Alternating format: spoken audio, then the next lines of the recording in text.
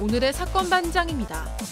웹툰 작가 주호민 씨 아들을 정서적으로 학대한 혐의를 받는 특수교사가 1심에서 유죄를 선고받았습니다. 쟁점이 됐던 녹음 파일의 증거 능력이 인정된 가운데 주 씨는 판결에 대해 기쁘지 않다며 특수교사에 대해서는 할 말이 없다는 입장을 밝혔습니다. 동거인을 7년 동안 가스라이팅하며 노예처럼 부린 30대 여성과 그의 남편이 실형을 선고받았습니다. 피해자를 상대로 가혹 행위를 일삼고 돈까지 뜯어냈는데 피해자 가족은 민사소송도 하겠다는 입장입니다. 유명 탕후루 프랜차이즈 업체로부터 레시피 도용 혐의로 고소를 당한 점주의 제보가 들어왔습니다. 점주는 무혐의 처분을 받았는데 유명 프랜차이즈 업체가 갑질을 하고 있다며 분통을 터뜨렸습니다. 뾰로롱 안녕하십니까. 자, 오늘 드려야 될 말씀이 많아서요. 바로 시작을 좀 하도록 하겠습니다. 예, 진실 추적자 사건 반장 시작합니다. 오늘은 어느 소방관의 기도란 시로 문을 한번 열어보죠. 자, 신이시여, 제가 부름을 받을 때에는 아무리 강렬한 화염 속에서도 한 생명을 구할 수 있는 힘을 저에게 주소서. 너무 늦기 전에 어린아이를 감싸 안을 수 있게 하시고 공포에 떠는 노인을 구하게 하소서. 예, 어젯밤 문경 화재 현장에 가장 먼저 도착해서 들으신 식구처럼 온 힘을 다하다 순직하신 고 김수광 소방장, 고 박수훈 소방교 두 분의 영면을 기원하면서요. 관련된 소식은 잠시 후에 또 전해드리도록 하죠.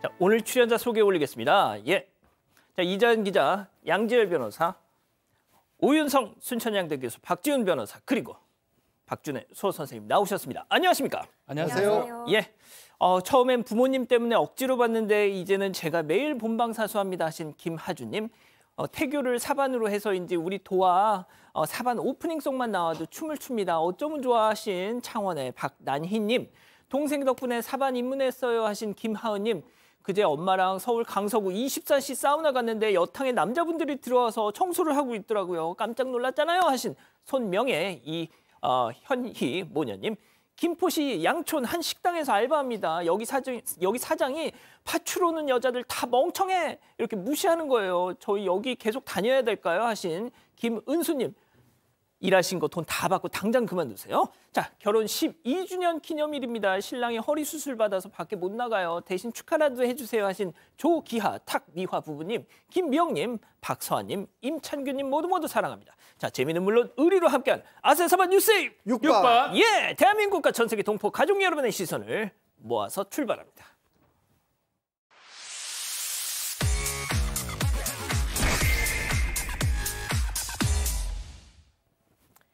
자, 첫 번째 가보죠. 나는 소방과 결혼했다. 앞서 오프닝에서도 말씀드렸지만 이 두 분의 순직 너무너무 안타깝고 가슴이 아픕니다. 자, 그런데 이제 항상 그랬지만 평소 두 분이 아주 선망받는 소방 동료들로부터 신망받는 그런 분들이었다고요?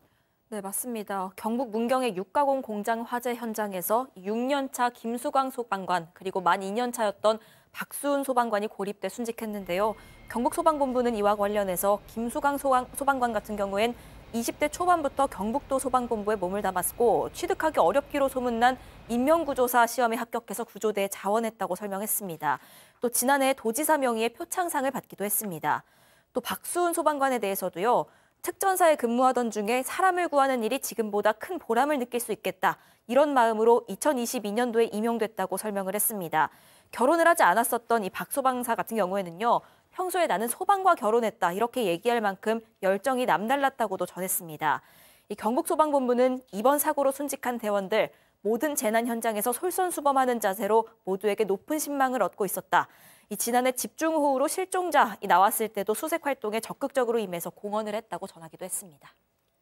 자, 교수님, 미국에서는 소방관을 영웅이다 이렇게 표현한다는 거 뭐 다들 알고 계실 텐데 우리도 이 두 분 영웅의 마지막 그에 합당한 예우를 해야 되지 않겠습니까? 네, 당연합니다. 지금 이제 이 숨진 대원들의 그 고향 그리고 근무처인 문경, 상주 그리고 구미 소방서 등에 지금 그 분향소가 차려질 예정이고요. 연결식은 오는 3일 그 문경 실내 체육관에서 진행될 예정입니다.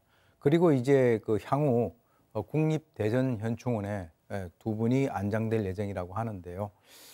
정말 그 제복을 입은 영웅들 두 분의 명복을 이 자리를 빌어서 빕니다. 알겠습니다. 자, 다음 또 이어가죠. 이것까지 도둑질 사방 가족께서 제보해 주셨는데요. 영상 만나보시죠.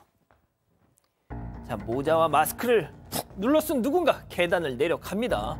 자, 잠시 후 복도로 들어오고 쭉 가다가 곧장 쌓여있는 물건들을 막 살피죠. 웬 커다란 통을 양손에 번쩍 저렇게 들어 올리는데 들어 올렸어요. 자, 왔던 길로 다시 빠르게 사라집니다. 너무 자연스럽게 가가지고 도둑질도 아닌 줄 알았는데 저게 뭘까요? 네, 식용유였습니다. 지난 29일 아침 7시고요. 저기가 서울 영등포구 선유도역 인근에 있는 이 스테이크 배달 전문점입니다. 저 건물 같은 경우에는 공유 주방 플랫폼이 입점을 해 있습니다. 그렇다 보니까 같은 층에만 이 배달 전문점이 3개가 입점해 있는데 그렇다 보니까 당연히 배달 기사들도 음식 받기 위해서 이곳을 자주 오갑니다. 그런데 이 사건 발생한 저 29일은 매장 정기 휴일이었습니다. 그래서 업주가 다음 날 출근을 했는데 매장 앞에 뒀던 18리터짜리 식용유 2마리 사라졌던 겁니다. 이 CCTV 확인해 보니까 모자랑 마스크 써서 얼굴 가린 남성이 너무나 자연스럽게 와서는 바로 식용유를 들고 사라졌는데 이 내부 질이랑 물건 위치까지 정확하게 아는 듯한 모습이었다고 전했습니다. 저번에는 폐 기름을 가져가질 않나. 이번에는 또 18리터짜리 식용유를 가져가질 않나. 아니 18리터, 18kg라는 얘기인데 한 손에 하나씩 들고 간 거예요. 아니 그렇게 힘도 좋고 나이도 많지 않을 걸로 보이지 않습니까? 그런 사람이 저거를 왜 저렇게 훔쳐갔을까? 이 제보의 신문에 따르면 그전에도 뭐 새 식용유통 있으면 뭐 개봉해서 몇 개 좀 가져가고 좀 따라가고 이런 경우는 있었대요. 2번 정도. 근데 통째로 가져가 버리니까 너무 어이가 없어서 제보하고 경찰에 신고도 했다고 하는데 저렇게 힘도 좋으신 분이 좀 좋은 일에 쓰세요. 그러니까 말입니다. 예, 자, 다음 이어가죠. 공포의 쌍라이트입니다. 컴컴한 도로에서 벌어진 아찔한 상황 만나보시죠. 자, 뻥 뚫린 도로를 불박차 잘 달리고 있는데 이때 맞은편에서 쌍라이트가 보입니다. 설마? 틀었는데 꽝 했습니다. 핸들을 틀어봤지만 충돌하고 말았습니다. 깜깜한 밤에 앞에 전조등이 비치면 맞은편 차로인 줄 알지 누가 역주행일 거라고 생각을 하겠습니다. 그렇죠. 지난 1월 10일 밤 9시에 있었던 일인데 커브길에서 직진을 하다가 지금 보이는 것처럼 역주행 차량과 정면으로 충돌한 그런 사건입니다. 역주행 왜 했을까요? 네, 음주입니다. 음주도 보통 음주가 아닙니다. 만취 정도, 측정이 불가할 정도의 음주 차량하고 부딪힌 거고요. 뭐 이거는 당연히 역주행이고 전혀 예상할 수 없는 사고가 일어났기 때문에 이 불박차는 뭐 저희 가실이 없고요. 역주행 차량 100% 과실이라고 봐야 되는데 문제가 두 사람이 이제 부부인데 두 사람이 이 둘 다 많이 좀 다쳤고요. 이 운전자하고 보조 그 옆에 탔던 사람 두 사람도 또 자영업들을 계속 하고 있었는데 이걸 손해를 받을 수 있느냐 이 부분인데 일용 노임만 받았다고 해요. 특히 자영업하면 뭐 음식 같은 거 식자재 같은 거 사잖아요. 그거 다 폐기를 했는데 그거는 손해배상을 못 받냐 이렇게 좀 고민을 해봤던 것 같은데 실제로 폐기한 거는 다른 사람 뭐 대체했으면 몰라도 그게 안 했기 때문에 그 부분은 손해배상이 될 수가 없고 일용 노임으로 100대 0으로 가실보상을 받았다고 합니다. 그렇군요. 알겠습니다. 자, 다음 또 이어갈게요. 한 명 나가니 줄줄줄입니다. 왠지 먹튀일 것 같은데요. 사방 가족께서 제보해 주신 영상 만나보시죠. 어슬렁 가게 안으로 입장하는 3명의 남성. 자, 들어왔습니다. 술병이 하나, 둘, 셋, 넷. 아주 그냥 부어라 마셔라 잘 냠냠 쩝쩝하고 있어요. 잠시 후에 이제 바깥쪽 남성이 먼저 기립했습니다. 자, 밖에 있는데 있다. 일행들을 기다리는 건지 또 담배를 피우고 있어요. 자, 바로 그때 안에 있던 일행들도 자리를 정리하고 기립. 자, 바깥으로 또 나갈 것 같아요. 왠지 가방 챙겼습니다. 예, 자, 또 나왔어요. 자, 담배 피고 있는데 갔을까요? 겨울철에는 참 먹튀 사건이 많을 수밖에 없습니다. 저 담배 피러 나가는 거예요 하면은 추우니까 옷 입고 나가야 하죠. 옷 입고 나가서 담배 피우다가 야 그냥 가자. 한다니까요. 아, 그러겠습니다. 저 일은 지난달 24일 날 울산광역시 북부에 있는 한 주점에서 있었던 일인데 보신 것처럼 남성 셋이 들어와서 많이도 먹었어요. 뭐 오징어에 탕에 소주는 7병이나 마셔서 12만 원어치나 저렇게 양껏 먹고 이렇게 그냥 먹튀를 한 겁니다. 그래서 이 사장님이 처음에는 술을 많이 먹어서 실수했나 싶었는데 CCTV를 돌려보니까 이게 실수가 아니라 고의로 분명히 보이지 않습니까? 그래서 아, 너무 화가 나서 도저히 참을 수가 없다. 경찰에 신고해서 술병하고 술잔도 수거해 갔다고 하고 또 제보도 하신 겁니다. 잡히겠네요, 그럼. 네, 그렇겠죠. 저 지문이랑 다 검출될 텐데. 에이그. 알겠습니다. 자, 다음 또 이어갈게요. 아산에서 목포까지. 자, 사방 가족께서 제보해 주셨습니다. 충남 아산에서 전남 목포까지 무슨 일이 있었던 걸까요? 만나보시죠.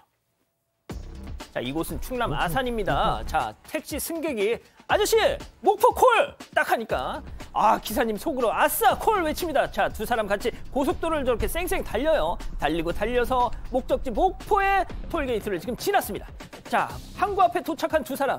제 친구 지열이가 택시비 갖고 온대요. 하니까 일단 나와서 기사님 기다려 보는데 승객은 혼잣말로 아, 지열이 자식이 왜 안 와 이거 하면서 저렇게 어디론가 가는데 지열이 찾으러 자, 승객을 기다리다 지금 지친 이 기사님 지금 안 왔어요. 안 왔어. 택시비 못 받았어. 인류애를 잃었습니다. 자, 박 변호사님. 자, 이게 사실 좀 충격적입니다.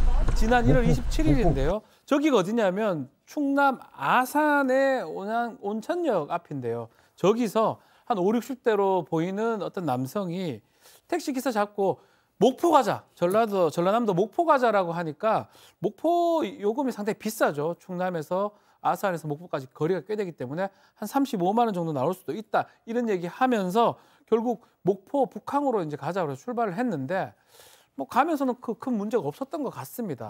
그리고 뭐 그런 얘기도 했대요. 뱃사람이니까 나 홍어 잡으러 가는 상황이다라고 했는데 도착했을 때가 문제예요. 도착했을 때 지열이 아닙니다. 선주가 돈 내줄 것이다. 선주가 준다고 하면서 밖에 나가서 15분 정도 왔다 갔다 하다가 슬쩍 도망가 버립니다. 지열이가 선주... 뭐 목포 쪽은 순천이기 때문에 그건 아니긴 한데 일단은 그 선주가 나오지도 않았고요. 사실은 1시간 정도 기다리다가 결국은 기사님 입장에서는 상당히 화가 나죠. 화가 날 정도가 아닙니다. 이렇게 장거리를 이렇게 하기는 사실 가능성이 매우 낮거든. 맞아요. 거의 없거든요, 사실은. 예. 그런 측면에서 이것을 좀 보낸 것 같습니다. 아유, 세상에 교수님. 아산에서 목포. 기사님 처음에 저 승객 태웠을 때 약간 조금 그런 마음도 없지 않아 있었을 테지만 그래도 정말 그런 경우가 정말 뭐 흔한 건 아니잖아요. 그러니까 속으로 아, 오늘 진짜 횡재했다. 오늘 진짜 35만 원. 얼마나 이 상실감이 크시겠어요, 지금. 이 운전기사분의 마음을 갖다가 멍들게 만든 것 같습니다. 그래서 이제 이 택시기사는 사실 이 뭐 5, 60대 정도 남성이 점잖게 얘기해가지고 전혀 어떻게 보면은 의심을 갖다가 하지 못했다라고 합니다. 그래서 지금 이제 뭐 가는데 280이니까 와야 되지 않습니까? 왕복 560km.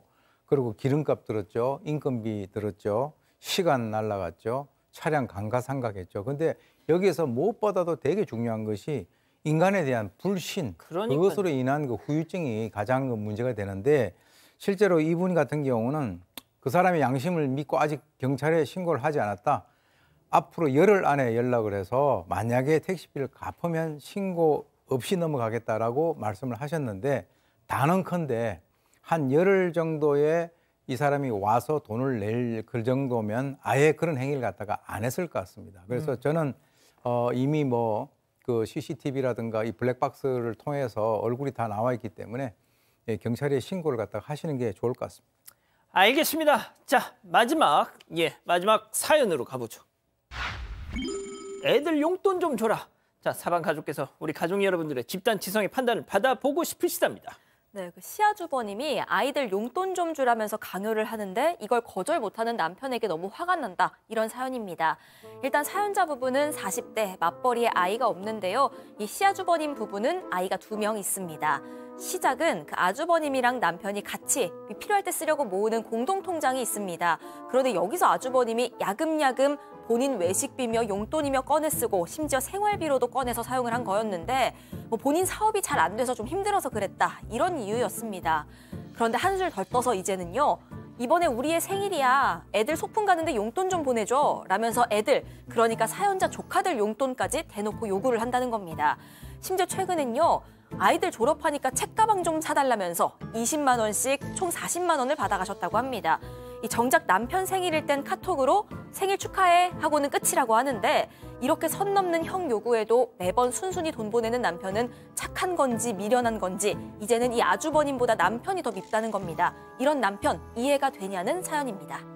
그렇군요. 알겠습니다. 자, 기다리고 기다리셨던 부처 핸즈업타임 유튜브 JTBC 뉴스 채널과 사건반장 독립 채널에서 8천여 분의 우리 가족 여러분 함께하고 계신데요. 채팅창에 OX로 함께 참여해보시죠. 먼저 남편입니다. 자기야, 지효리 형, 내 형이야. 당신한텐 시 아주버니. 어? 남 아니잖아. 형 지금 어려운 거 알면서 이래? 형제끼리 어떻게 못 본 척하고 사니? 오죽하면 나랑 같이 부은 통장으로 생활비를 썼겠냐고. 당신 이렇게 속 좁게 나오면 우리 형수하고 조카들하고도 사이 어색해져요. 다 당신 위해서 내가 그냥 못 본 척하고 있는 거야. 아이고, 사람이 잘다 잘어 덩그라미.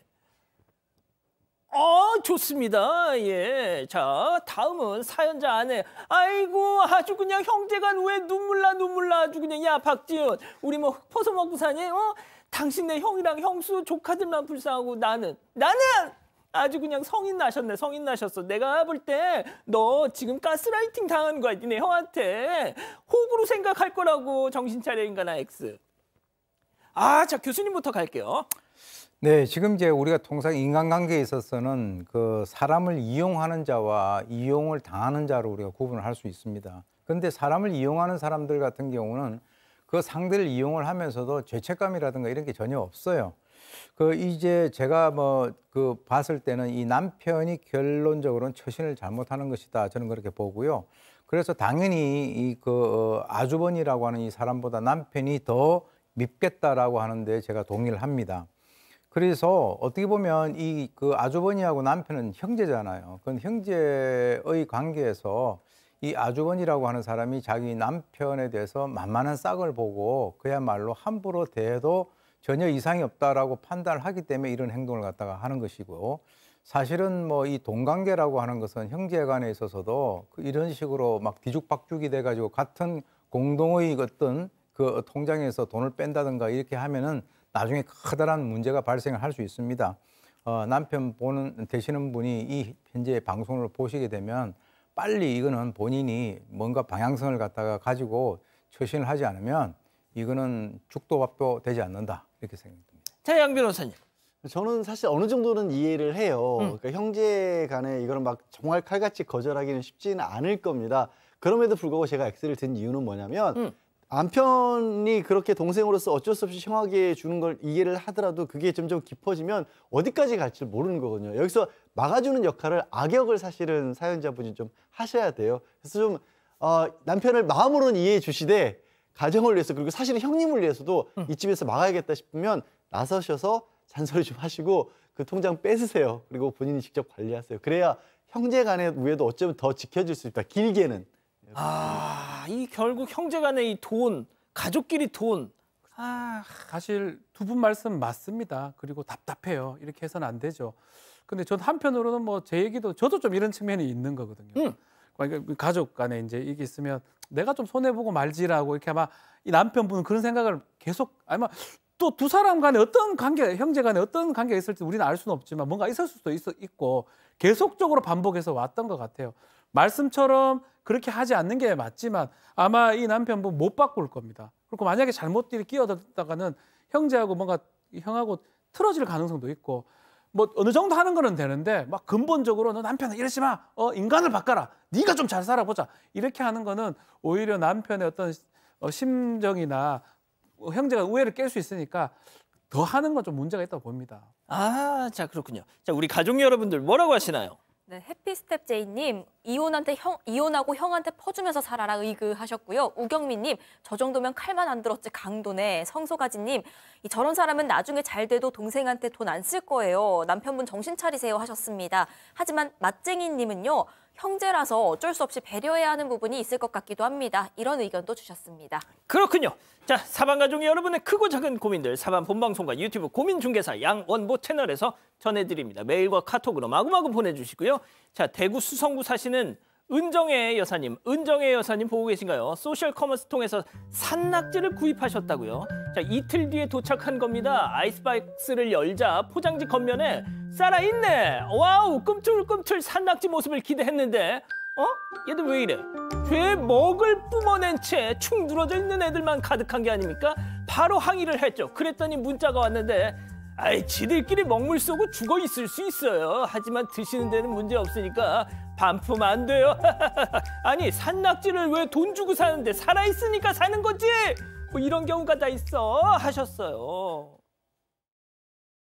고민중개사 양원보. 고민중개사가 왔습니다. 지금 바로 검색하세요. 고민중개사 양원보. 공인 아니고요. 고민 맞습니다. 고민중개사. 교대구할 만관부. 예. 누르고 찍고 보기만 하고 공부가 흔들린다? 풀이 깊은 진짜 공부는 흔들리지 않는다. 직접 쓰고 풀어야 풀이 깊은 공부니까. 풀이 깊은 진짜 공부. 스마트 금원엔 나 욕심 많은 편. 내 건강, 가족 건강 다 포기 못해. 이게 바로 요즘 면역. 면역, 가족이 함께 쌓는 시대. 요즘 면역, 이뮨베라.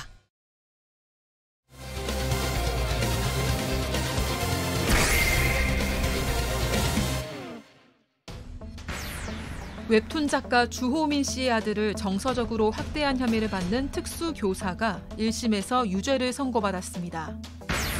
쟁점이 됐던 녹음 파일의 증거 능력이 인정된 가운데 주 씨는 판결에 대해 기쁘지 않다며 특수교사에 대해서는 할 말이 없다는 입장을 밝혔습니다.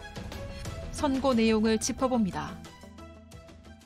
자, 결국 오늘 1심 선고가 있었습니다. 웹툰 작가 주호민 씨의 이 특수교사 고소 사건. 뭐 많이들 속보로 접하셨을 텐데요. 정리를 해보죠. 네, 일단 해당 특수교사는 당시 9살이던 이 주호민 씨의 아들에게 버릇이 매우 고약하다, 진짜 밉상이다, 싫어 죽겠다, 나도 너 싫어, 뭐 이런 발언을 해서 이 아동을 정서적으로 학대했다는 혐의를 받고 재판에 넘겨졌습니다. 그리고 오늘 선고가 있었는데요. 이 선고 공판에서 특수교사는 최후 진술을 했습니다. 여기에서 애정으로 가르친 장애 학생의 학대 피고인이 된 사실이 너무 슬프고 힘들다, 억울함을 풀어달라. 또 이번 판결로 저와 유사한 일로 어려움에 처한 교사들에게 희망이 될 수 있도록 무죄를 판결해달라 이렇게 호소를 했습니다. 하지만 1심 재판부는 이 특수교사에게 벌금 200만 원 또 선고유예 판결을 내렸습니다. 이게 일단 유죄는 유죄라고 본 겁니다. 하지만 비교적 그 범죄가 가볍기 때문에 일정 기간 그 선고를 미루고 유예일로부터 2년이 지나면 사실상 없던 일로 해주겠다라는 의미의 판결입니다. 자, 지금 보시는 것처럼 법정에 주호민 씨도 참석을 했더라고요. 그래서 선고 결과도 지켜봤죠. 사실 이 사건의 1심 결과 같은 경우는 세인의 관심이 집중된 그런 재판이었기 때문에 당연히 이 법정은 이 선고 공판을 보기 위해서 정말 그 사람들이 많이 모여서 발 디딜 틈이 없었다라고 합니다. 이날 법정에서는 이 주호민 씨 부부도 이제 직접 참석을 해서 선고를 지켜봤는데요. 이 아내와 함께 방청한 이 주호민 씨 같은 경우는 내내 담담한 표정으로 일관을 했다라고 돼 있고, 아내는 유죄 판결이 나오자 이제 뭐 흐느꼈다라고 합니다. 반면에 이 법정에는 수많은 학부모들이 선고 결과를 지켜봤는데 일부 학부모들은 재판부가 이 특수교사의 혐의가 인정된다라고 하는 그 판시를 하자 분통을 터뜨리거나 또는 탄식을 쏟아내고 오해를 하면서 고성까지 지르는 그런 모습을 보였는데요. 실제로 이제 특수교사 측에 있는 변호인에 대해서 취재를 한 결과 지금 이제 이 특수교사가 유죄 판결이 나왔잖아요. 그것에 대해서 상당히 속상하고 힘들어하고 있다라고 하는 그런 심경을 전한 것으로 알려졌습니다. 자, 6개월간 침묵을 지켰던 주호민 작가 선고 직후에 취재진 앞에서 처음으로 입장을 밝혔습니다. 이런 얘기를 했더라고요. 체크포인트 짚어보죠. 아하, 이겼는데 기쁘지 않다. 이게 무슨 얘기인지 직접 들어보시죠. 자신의 자식이 학대가 당했음을 인정하는 판결이 당연히 부모로서는 뭐 반갑거나 전혀 기쁘지 않습니다. 여전히 무거운 마음이고요. 얼마 전에 몰래 넣은 녹음은 증거 효력이 없다는 대법원 판결이 나와서 굉장히 우려가 많았었는데요. 사실 이런 장애를 가진 아이들은 자신의 의사를 똑바로 전달할 수 없기 때문에 녹음 장치 외에는 정말로 어떻게 이런 일들을 잡아낼 수 있을지가 의문입니다. 그래서 자, 얼마 전 제가 박지훈 변호사님하고도 그 얘기를 했었잖아요. 대법원에서 이 녹음기 넣어놓고 보낸 그 학부모. 대법원에서 이건 아니다라고 했어요. 그래서 증거 능력 인정 못 받는다. 예. 그런데 저도 그래서 그때 박지훈 변호사님도 주호민 씨 판결에 상당히 큰 영향을 줄 것 같다 이렇게 전망을 하셨었는데 결과는 이렇게 나왔단 말이죠. 그러니까 말씀하신 사건이 뭐였냐면 비슷해 보여요. 초등학생이었습니다. 초등학생이 전학을 왔는데 담임 선생님이 뭐 이 전학 온 학생이 공부를 제대로 안 한 것 같다 이런 식의 말씀을 한 겁니다. 그게 정서적 학대에 해당한다라고 기소를 했습니다. 검찰에서. 그런데 이게 이제 학부모가 가방에 녹음기를 몰래 넣었던 거고 대법원에서는 야, 이거 교실에서 이렇게 몰래 녹음한 거를 법적으로 증거로 썼을 수가 없다. 그러니까 무슨 말을 했는지가 아예 법적으로는 아예 없어져 버린 겁니다. 그러니까 유죄 판결을 내릴 수가 없었던 건데 근데 이번에 이제 조문 씨 사건 같은 경우에는 조문 씨의 아들 같은 경우에는 검찰에서 이건 학생의 상황에 다르지 않느냐. 그러니까 조문 씨하고 똑같은 취지를 한 거예요. 장애 아동인데 이렇게 녹음 장치를 하지 않고는 무슨 일이 있었는지 밝혀낼 방법이 없다라는 걸 주장을 했고 법원은 이제 검찰 측 그러니까 조민 씨 아들 측 손을 들어준 겁니다. 자, 모르겠습니다. 자, 박 변호사님이 한 말씀 더 해주시죠. 맞습니다.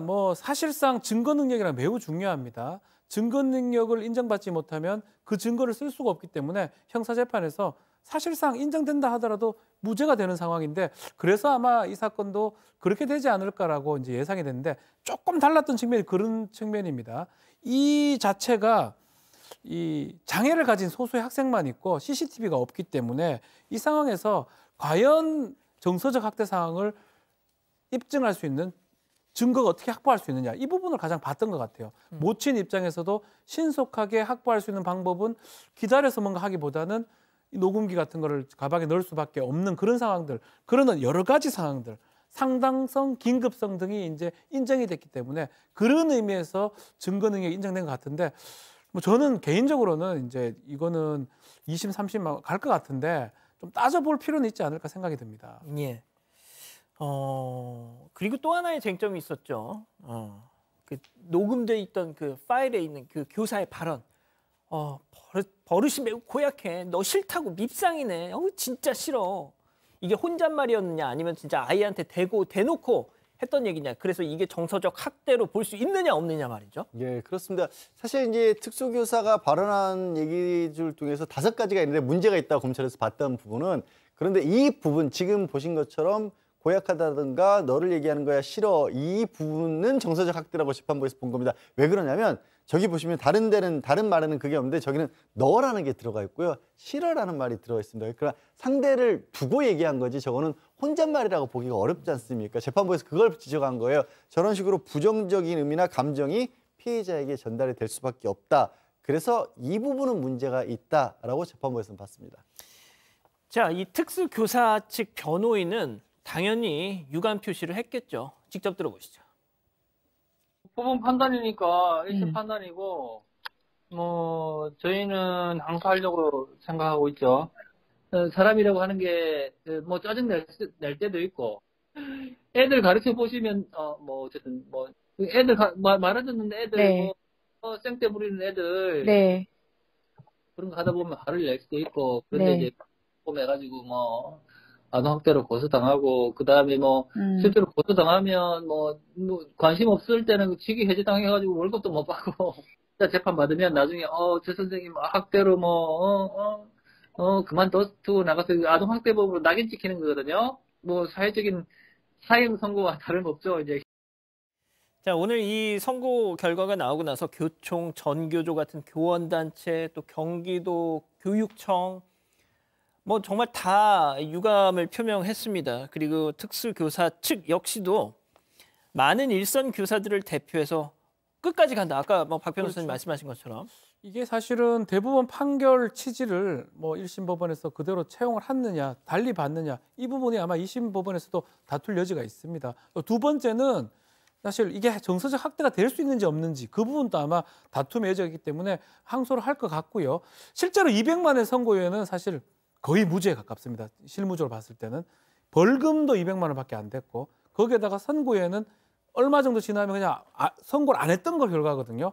사실은 이 정도 선고에 받으면 실제로 항소 안 하는 게 일반적입니다. 그럼에도 불구하고 법리적 측면, 대법원 판결 이 부분하고 학대가 맞냐 안 맞냐 이것 때문에 다툰다고 그러고요. 주호민 씨 입장에서는 이거는 뭐 본인들 할 수 없는 거 아니냐. 검찰에서 이 선고가 약하다 해서 형을 올리는 어떤 항소, 검찰 측 항소 이거는 우리는 고려를 뭐 안 하고 있는데 검사님이 어떻게 생각할지 모르겠다 이렇게 얘기를 하고 있습니다.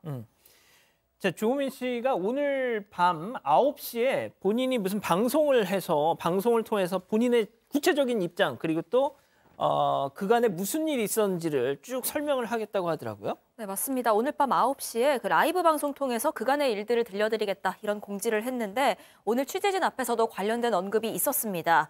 그간 인터뷰 전혀 안 하고 재판에만 집중하고 있었는데 이제는 지금까지의 모든 일들을 다 얘기할 생각이다. 특히 초반에 입장문에서 선생님 선처 고려한다고 했다가 이 태도를 바꾸면서 더 여론이 악화된 부분이 있는데 그 배경도 좀 더 자세히 설명드리려고 한다. 이 자세한 내용은 오늘 방송 통해서 설명하겠다. 이렇게 밝혔습니다. 자, 교수님 제가 이 관련 기사에 달린 댓글들을 보니까 일단 뭐 댓글 여론은 오늘 1심 재판부의 판단에 대해서 그렇게 호의적이지 않더라고요. 대체적으로 이런 얘기들입니다. 특수교사 이제 누가 하겠냐? 이제 무서워서 애들 이렇게 아마 아이가 막 이렇게 막 울고 하더라도 다 녹음기 들려서 보냈을까 봐 진짜 어떻게 하지도 못하고 그냥 손도 못 대고 있을 거다. 과연 그러면 누구한테 피해가 돌아갈 것이냐? 뭐 이런 우려를 하시는 분들도 계십니다.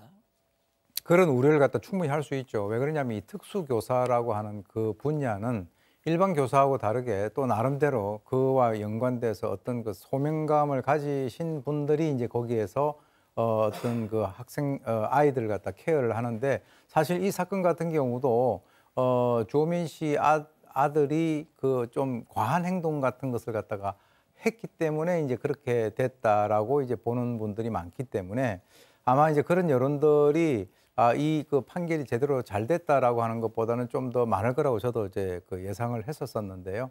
앞으로 이제 2심, 3심이 또 남아 있으니까 이제 어떤 식으로 또 이제 바뀌어질지는 모르겠는데 글쎄요. 아까 말씀하신 대로 이제는 소극적으로 이제는 입조심하고 이제 완전히 자기를 갖다가 방어하기 위해서 만약에 그런 어떤 스탠스를 유지를 하게 된다면 결과적으로는 그 어떤 그 특수교사의 보호를 받아야 될 아이들에게 어떤 피해가 갈 수 있는 그런 어떤 요소도 우리가 배제를 할 수 없다라고 하는 그런 상황입니다. 예, 지금 뭐 채팅창에서 그러면 특수 학급 아동들은 저런 처우를 받아도 감당하고 있으란 거냐? 뭐 이렇게 또 반론을 제시하는 분들도 계시는데 그 말씀도 맞죠. 예, 저희가 섣불리 어떤 결정은 하지 않겠습니다. 결론은 내리지 않겠습니다. 자, 아무튼 주호민 씨 과연 오늘 밤에 또 무슨 얘기를 할지 좀 지켜봐야 되겠네요. 정리하고요. 두 번째 사건 이어갑니다.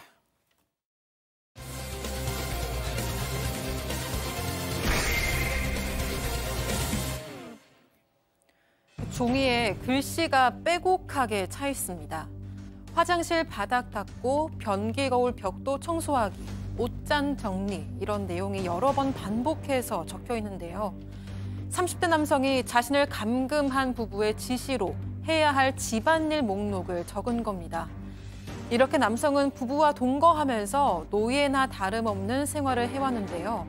지시를 따르지 않으면 고문 수준의 가혹 행위까지 당해야 했습니다. 남성은 무려 7년의 시간이 흐른 뒤에야 탈출하는 데 성공했고 부부는 법의 심판을 받게 됐는데요. 한 남성의 인생을 지옥으로 빠뜨린 악마 부부, 이들에게는 어떤 처벌이 내려졌을까요? 온라인 커뮤니티에 이 사건 당사자의 피해자의 친형이 글을 올리셨어요. 제목이 악마 부부에 의한 7년의 노예 생활인데요. 저희가 이 피해자 친형 분하고 연락이 닿았습니다. 일단 사건부터 좀 정리를 해보죠. 네, 30대인 피해 남성 같은 경우엔 지난 2011년에 우연히 또래 여성을 알게 돼서 친구로 지냅니다. 그러다가 그 이듬해 여름부터는 당시 그 여성의 남자친구까지도 알게 돼서 이 셋이서 같이 동거에 들어갔는데 그리고 2013년 여름 이 동거 중에 이 여성은 피해자가 거부를 했는데도 유사 성행위를 합니다. 그리고는 이렇게 얘기를 합니다. 나야 술이 취해서 정신이 없었는데 너는 멀쩡했으면서 왜 끝까지 말리질 않았냐 이렇게 얘기를 합니다.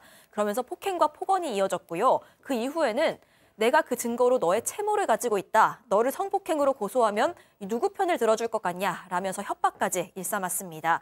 이렇게 되레 피해자에게 잘못을 돌리고 또 협박을 하기 시작하면서 이 피해자는 죄책감에 사로잡혔고요. 또 신고당할 거라는 두려움에도 사로잡힙니다. 그리고 2016년에 이 여성과 남자친구는 결혼까지 하게 됩니다.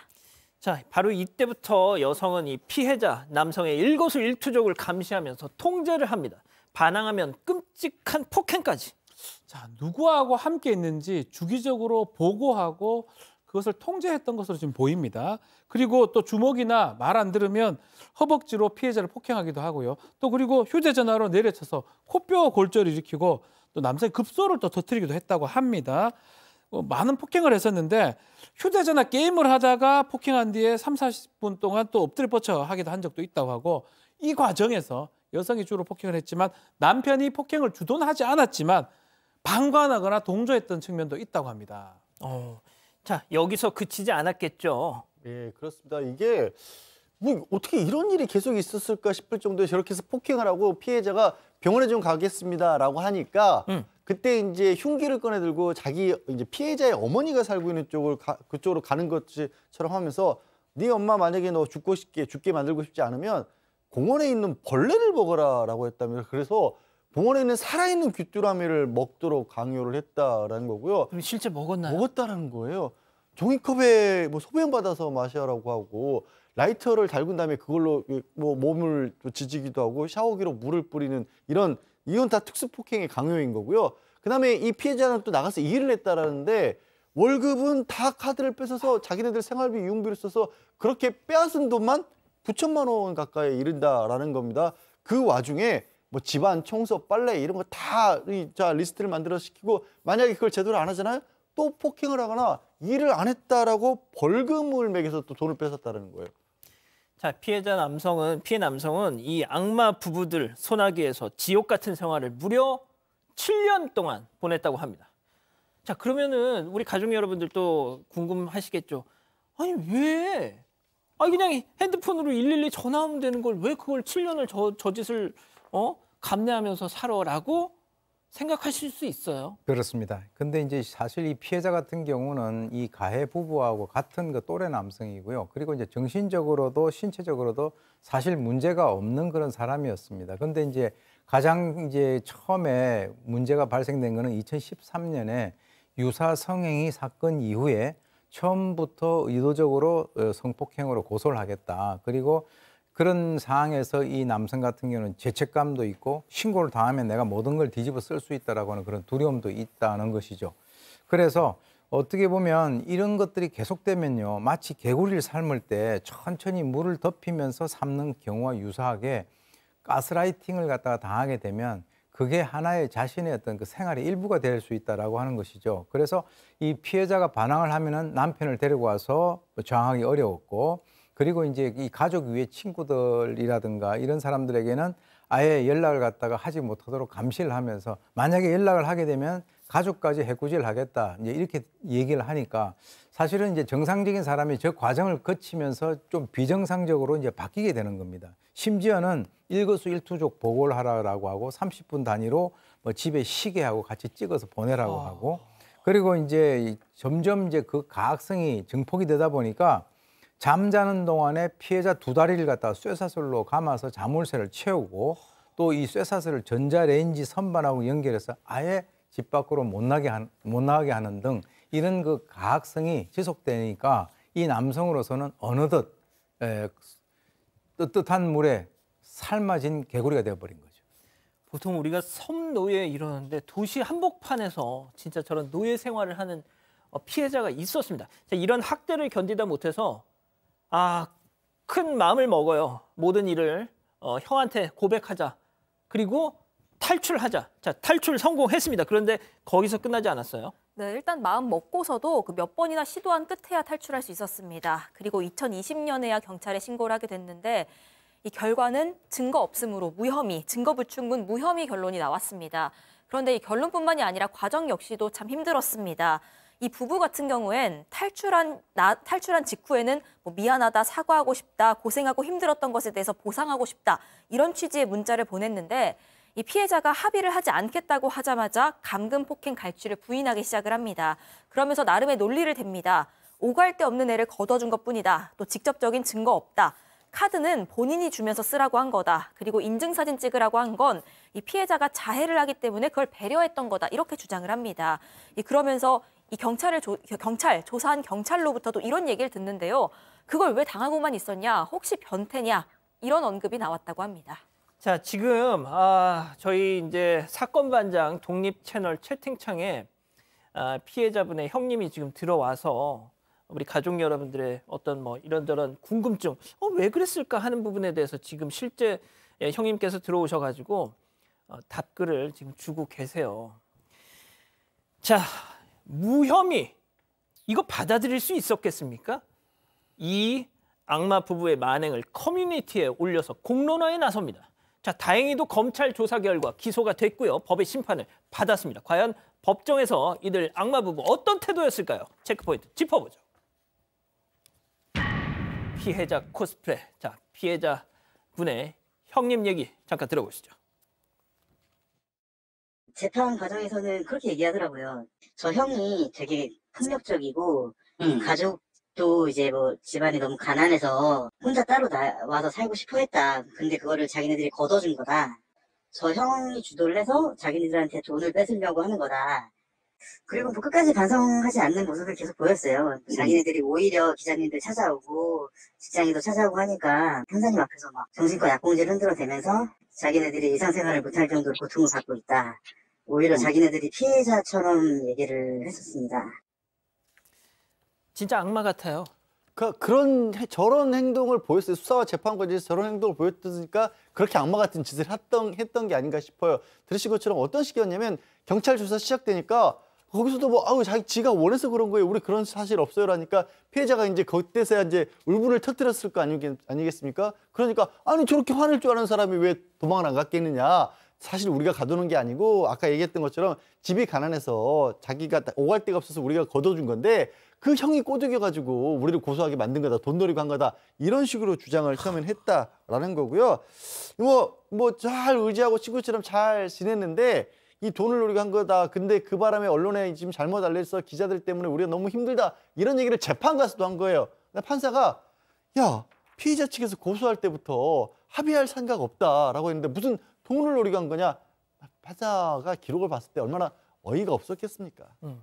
저희가 이 사건 판결문을 구했는데 저 인간들 혐의가 공동공갈, 특수상해, 강요, 협박 등등 15개나 됩니다. 두 손으로 이걸 다 셀 수도 없어요. 그렇죠. 자, 그런데 끝까지 반성을 했을까요? 반성하지 않았고요. 혐의부터 보면 15가지인데 뭐 주된 내용 중에 하나가 우리 지금 얘기를 좀 했지만 뼈라도 뼈 골절시키는 급소 파열시킨 폭행, 또 귀뚜라미 같은 거 먹인 거, 소변, 강요, 협박, 감금, 쇠사슬 감금이죠. 또 현금 갈취, 뭐 신용카드 사용했던 공갈 15개 혐의인데 문제는 이 두 사람 마지막 최후 진술할 때 여성 같은 경우는 한마디 말로 사람의 인생을 망치는 게 법질서냐라고 오히려 호통을 쳤다고 해요. 결국 이 두 사람 A 씨한테는 징역 7년이 선고되고요. B한테는 징역 3년 6개월이 선고가 됐습니다. 자, 교수님. 항상 이런 사건들 보면 피해자의 어떤 수동적인 태도를 비난하는 사람들이 꼭 등장을 하잖아요.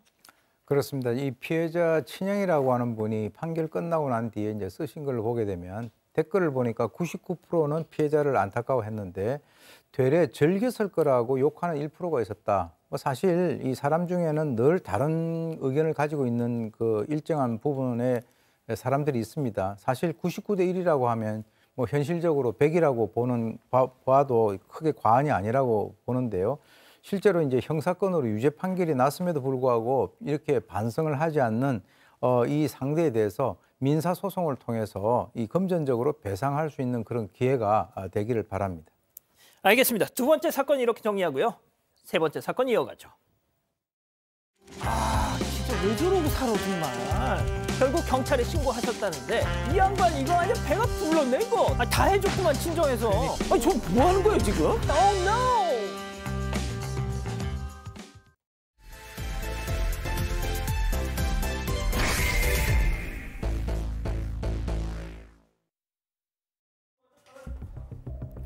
네, 2015년 6월 평일 오전 10시 이 슬슬 장사들을 시작할 시간이라 군포의 한 상가 건물 근처에도 사람들이 오가기 시작합니다. 그런데 길을 걷던 한 사람의 눈에 들어온 이상한 장면. 두 여성이 길에 쓰러져 있어서 자세히 보니까 피를 흘리고 있습니다. 출동한 경찰은 바로 옆 지하 1층 다방에서 흉기에 찔린 또 다른 남녀 2명과 함께 18쪽 분량의 긴 유서를 발견합니다.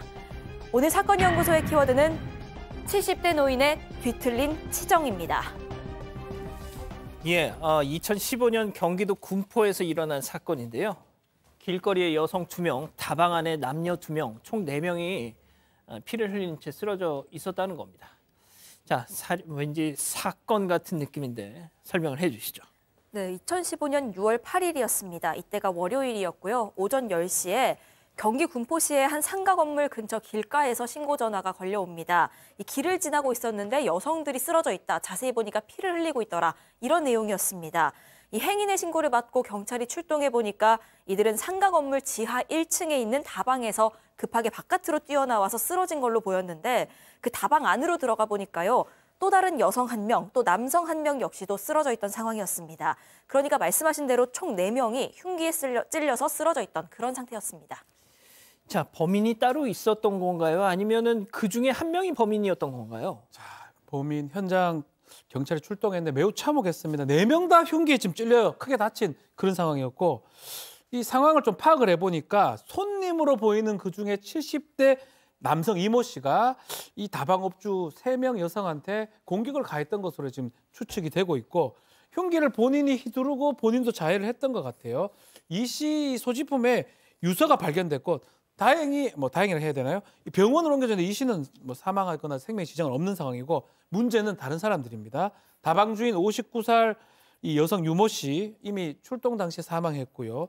두 여성 55세, 58세인데요. 한 명은 한 2, 3주 정도 상해를 입은 정도인데 나머지 한 명도 결국 숨졌습니다. 결국 70대 남성의 이 칼부림으로 2명이 사망하고 1명이 다친 그런 사건이었던 겁니다. 자, 월요일 아침부터 도대체 무슨 일이 있었던 겁니까?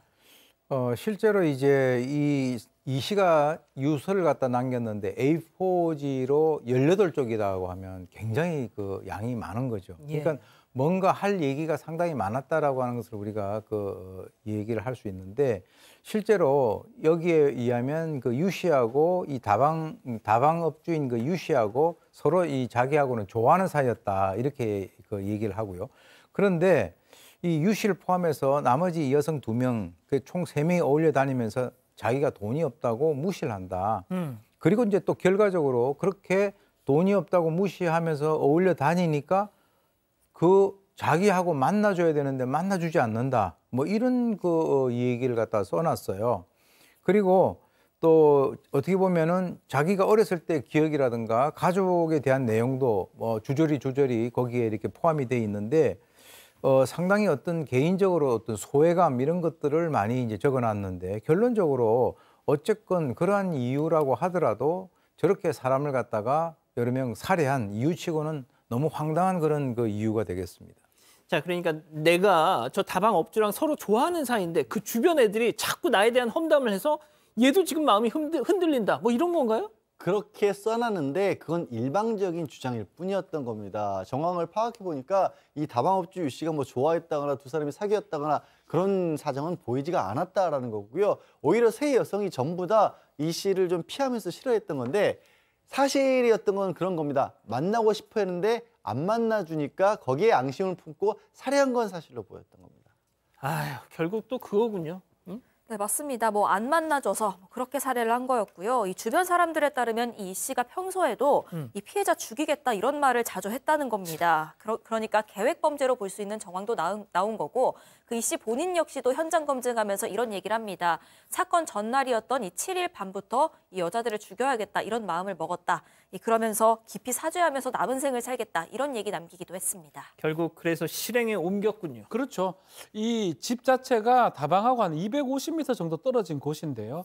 이 사람 당일 흉기 2개를 휴대하고 다방으로 접근했다고 합니다. 하나는 이 바지 주머니에, 하나는 상의 주머니에 흉기 2개를 넣고 다방으로 갔는데 다방으로 들어가기 전에 아마 골목에서 피해자들을 만났던 것 같아요. 그래서 골목에서 숨기도 했는데 결국은 다방 안으로 들어가서 흉기를 휘두르고 다른 사람들도 공격을 했다라고 하고 이웃 씨는 이제 다방에서 이제 상처를 크게 입었던 것 같고요. 나머지 여성 2명은 부상을 입은 채로 이 다방의 건물 밖으로 뛰쳐나왔다가 나중에 길에서 쓰러졌다고 합니다. 아니 부엌이라면 그러려니 하겠는데 장롱에 흉기가 있다고요?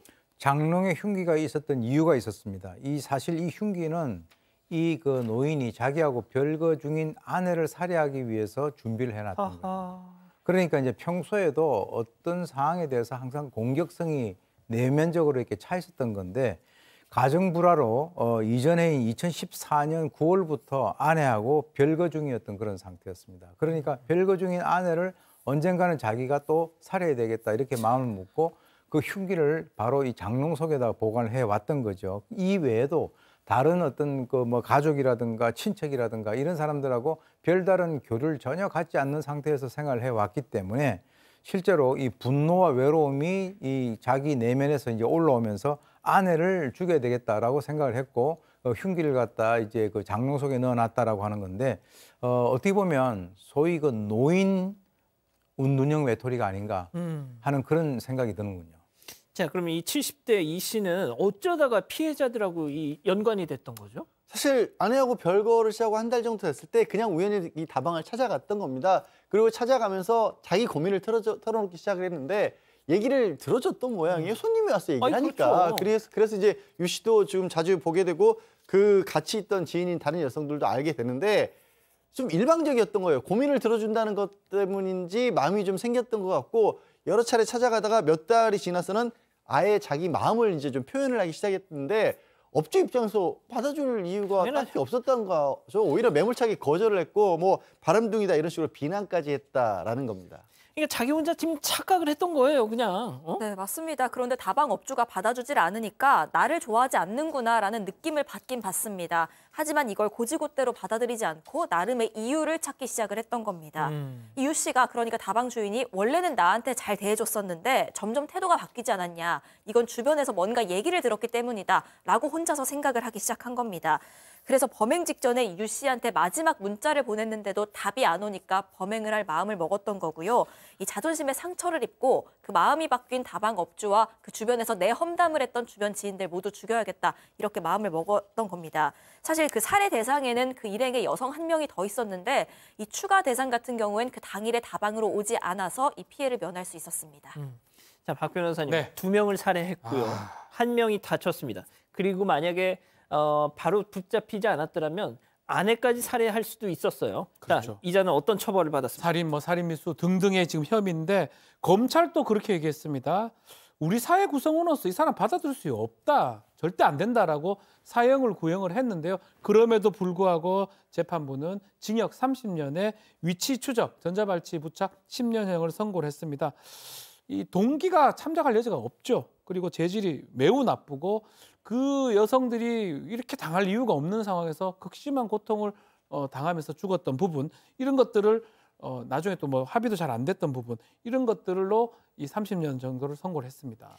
교수님 뭐 70대 노인에게 30년형이라는 건 사실상 여기서 쭉 있어라라는 얘기인 것도 같습니다. 네, 왜냐하면 이제 그 사회에 나오게 되면 이런 성향의 그 사람이 남들에게 상당히 공격적이 될 수 있는 가능성이 높다라고 이제 판단을 한 것 같은데요.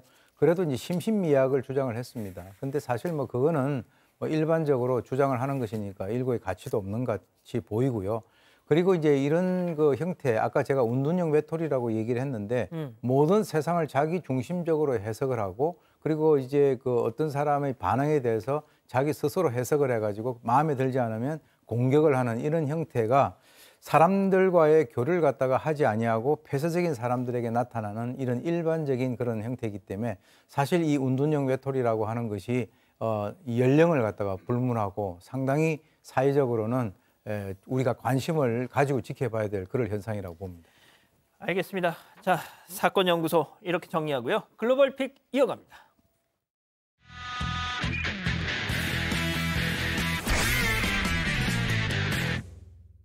자, 분위기 바꿔보죠. 미국으로 갑니다. 네, 꽁꽁 언 강물 안에 악어 한 마리가 보입니다. 이 악어도 꽁꽁 얼었는지 전혀 움직이질 않고 있는데요. 강물 밖으로는 이 악어 콧구멍만 쏙 튀어나와 있는 모습입니다. 설마 죽었나? 매년 겨울 사람들의 심장을 철렁이게 하는 장면이라고 합니다. 죽은 거 당연히 아니고요. 이게 겨울 휴식에 들어간 거라고 합니다.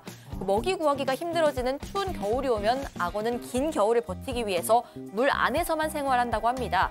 거의 안 움직이고 있다가요. 강물이 얼 것 같다 싶을 때 아주 기가 막힌 타이밍으로 이 콧구멍만 쏙 빼놓고는 잠에 드는 겁니다. 와, 세상에 저런 게 있어. 네, 또 물속이 그 바깥보다 따뜻하기 때문에요. 악어의 건강을 염려할 필요는 없다고 합니다. 다만 가장 위험한 건요. 겨울철에 이렇게 잠든 악어를 노리는 포획꾼들이라고 합니다. 이 기나긴 겨울을 잘 버티고 따뜻한 봄이 오면 악어도 다시 무트로 나와서 활동을 한다고 합니다. 자, 다음은 베트남으로 가보시죠. 자, 잘 달리던 오토바이가 무슨 일인지 철길 한가운데 멈춰서는데요. 그 순간 열차가 들이닥치고 맙니다. 오토바이 운전자 열차에 치여 길 밖으로 튕겨나갔고 안타깝게도 현장에서 사망했습니다. 아, 이게 무슨 일이에요? 사고 직전을 보세요. 오토바이 운전자가 한 행인에게 고개를 돌리면서 멈춥니다. 이 행인이 기차가 들어오니까 멈춰 이렇게 알려준 건데 그 말에 멈춰 선 곳이 하필 선로 위였던 겁니다. 아이고. 그리고 길 건너편에서도 보시면 철도 직원이 정지 깃발을 들어 올리거든요. 이것도 한 발 늦었던 겁니다. 사고가 난 선로 건너목에 신호등도 차단기도 보이지가 않습니다. 기댈 곳이라고는 철도 직원의 수신호뿐이었는데 이 와중에 행인이 경고까지 했지만 속도를 줄이지 못한 운전자가 그만 끔찍한 사고를 피하지 못했던 겁니다. 자, 다음은 브라질로 가보시죠.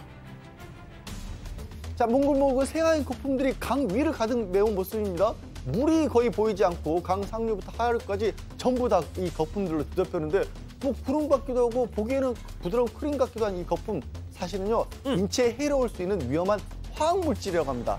이게 세제 만들 때나 쓰는 물질인데 이게 마을 사람들 식수로 흘러가는 강에 잔뜩 쏟아지고 만 겁니다. 어쩌다요? 문제는 바로 이 트럭이었습니다. 이 구비진 도로에서 과속해서 달리다가 그만 언덕에 퉁! 그런데 이 트럭이 실린 파란 통에 아까 보신 그 화학 물질들이 가득 들어가 있었던 거고요. 이 물질이 흘러 결국 강물을 타고 내려간 겁니다. 이 사고로 무려 34개 지역에 물을 공급한 하수 처리장이 모두 폐쇄됐고요. 거주자들의 75%가 물을 쓸 수도 마실 수도 없는 상황이 모이고 말았는데 현장 이야기 들어보시죠.